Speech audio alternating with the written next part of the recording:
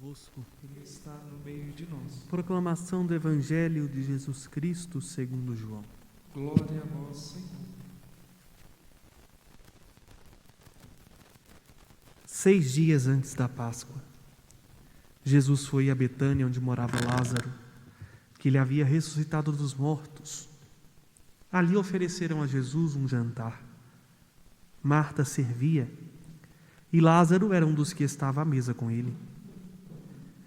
Maria, tomando quase meio litro de perfume de nardo puro e muito caro, ungiu os pés de Jesus e enxugou-os com seus cabelos. A casa inteira ficou cheia do perfume do bálsamo. Então Judas Iscariotes, um dos seus discípulos, aquele que o havia de entregar, falou: por que não se vende esse perfume por 300 moedas de prata para dar aos pobres? Judas falou assim não porque se preocupasse com os pobres, mas porque era ladrão. Ele tomava conta da bolsa comum e roubava o que se depositava nela. Jesus, porém, disse: deixa-a. Ela faz isso em vista do dia de minha sepultura. Pobres sempre tereis convosco, enquanto a mim nem sempre me tereis. Muitos judeus, tendo sabido que Jesus estava em Betânia, foram para lá, não só por causa de Jesus, mas também para verem Lázaro, que Jesus havia ressuscitado dos mortos. Então os sumos sacerdotes decidiram matar também Lázaro, porque por causa dele muitos deixavam os judeus e acreditavam em Jesus. Palavra da salvação.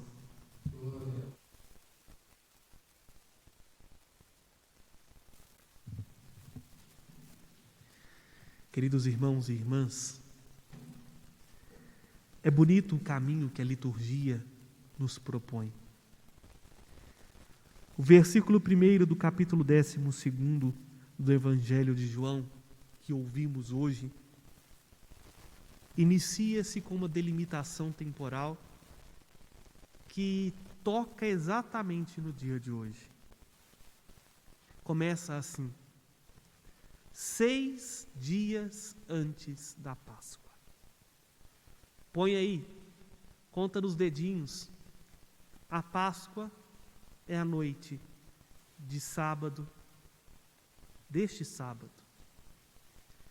E se você for contando, sexta, sábado, sexta, quinta, quarta, segunda, terça e segunda, nós damos exatamente 6 dias. Nestes 6 dias que antecede o evento maior para os judeus, nós somos introduzidos no coração de uma família de amigos. 3 irmãos: Marta, Maria e Lázaro. Amigos tão profundos que Jesus sempre se fizera presente na vida familiar deles.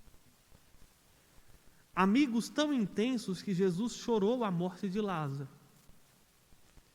Mas agora, Lázaro já se encontra ressuscitado e estão em um jantar ao redor de uma mesa.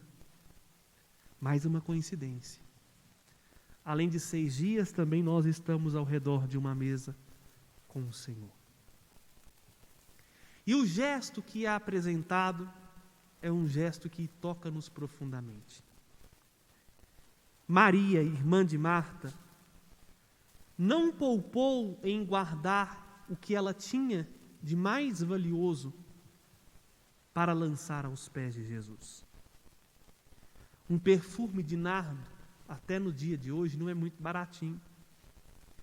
E ainda mais naquela época, nardo puro era caríssimo. Ela não economizou, muito pelo contrário. Ela despojou-se de tudo, colocou tudo aos pés do Senhor, perfumando o corpo de Jesus. O gesto de Maria é um gesto profético, porque os corpos, antes de serem colocados nos sepulcros, eram embalsamados com perfume. Jesus, porque foi sepultado às pressas, nem mesmo as suas chagas foram enxugadas. Apenas foi enrolado no sudário e posto às pressas no sepulcro, porque era dia da Páscoa. Jesus explica-nos o porquê que Maria faz isso. Ela faz isso em vista da minha sepultura. Mas aqui uma pergunta que nós podemos dizer e que vem aqui ao meu coração nesse momento é: Maria não tinha nem noção do que ela estava fazendo. Acho que também ela ficou surpresa quando Jesus disse isso para Judas Iscariotes: está fazendo em vista da minha sepultura. Mas o que impeliu o coração de Maria? Certamente foi o contrário do que impeliu o coração de Judas Iscariotes. O que impeliu Maria a derramar tudo o que tinha aos pés de Jesus era um profundo amor. O amor, meus irmãos e irmãs, é unitivo. O amor faz com que nós façamos de tudo para agradar o objeto do nosso amor. O amor não mede esforços para estarmos próximos, juntos daquele que amamos. O amor não é egoísta, não retém para si. Pelo contrário, o amor, ele faz de tudo que está ao seu alcance para que o outro se sinta ainda mais dignificado e valorizado. Maria amava profundamente a Jesus. Queria estar perto de Jesus, ainda que fosse aos seus pés. Queria dar do seu melhor a Jesus, por isso não poupou nada. Colocou tudo aos pés do Senhor. Judas, por sua vez, amava a si mesmo. Amava mais os seus caprichos do que o Senhor. Amava mais os seus desejos do que o outro. E aqui está o risco. Quando nós nos tornamos objetos do nosso próprio amor, nós passamos a fazer coisas horríveis e com desculpas boas. Eu já ouvi, não uma, não duas, nem 3 vezes, esta frase que está na boca de Judas e que está na boca de muita gente dentro da igreja. Vamos fazer assim para ajudar os pobres. Mentira! Querem ganhar em cima dos pobres, em cima dos miseráveis, dos que precisam de ajuda. Quanta gente, quanto teólogo enricou falando de pobre. Quanta gente na igreja fez fama com o pretexto de ajudar os pobres e não moveram um dedo. Porque no fundo não há um amor aos pobres.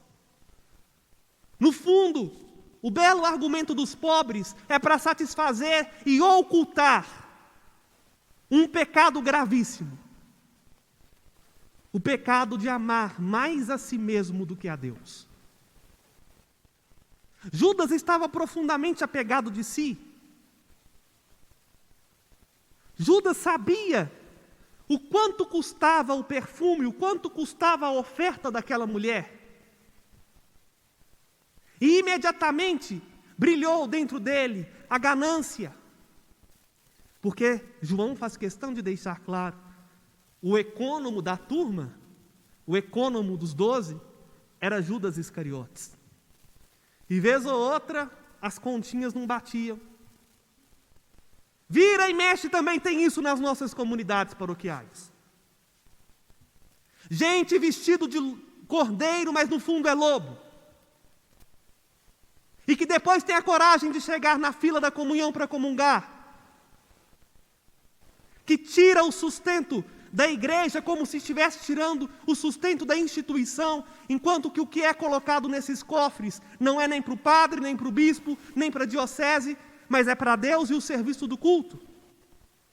E que passa não somente pelas velas, toalhas, flores e tudo que vocês veem no altar, mas para o cuidado realmente dos pobres. E quanta gente nas paróquias estão lá ocupando cargos para fazer bonito na fita. Não tem a coragem, às vezes, nem de abrir mão de uma função paroquial, não porque ama a Deus, não porque quer o bem da igreja, mas pelo contrário, quer continuar roubando. Seja roubando dinheiro, seja roubando atenção. Se a gente não toma cuidado, meus irmãos e irmãs, o desejo de nos colocar no lugar de Deus toma-nos a tal ponto que a gente olha para aquilo que é bom, justo e verdadeiro e não consegue ver outra coisa senão o nosso próprio desejo. Assim estava o coração de Judas. E é por isso que Jesus retruca Judas na alta mesmo. Jesus fala assim: deixa, ela faz isso em vista da minha sepultura. E Jesus diz uma frase que escandaliza muito teólogo da libertação: pobres sempre tereis, quanto a mim, nem sempre o tereis. Aqui, meus irmãos, deixa muito claro para nós, e João não tem medo de falar a verdade. Jesus não é um reformador social. Jesus veio para eliminar, sim, a pior de todas as misérias, o pecado. Por isso a gente precisa entender que o valor não é um valor comercial que interessa para Deus, mas é um valor do coração. Porque se a gente se descuida, nós perdemos de vista o que é mais valioso. O mais valioso desta cena não é o amor de Maria, nem é a correção de Judas. O mais valioso desta passagem não é a amizade, nem a ceia, nem muito menos o perfume. O mais valioso desta cena é Jesus.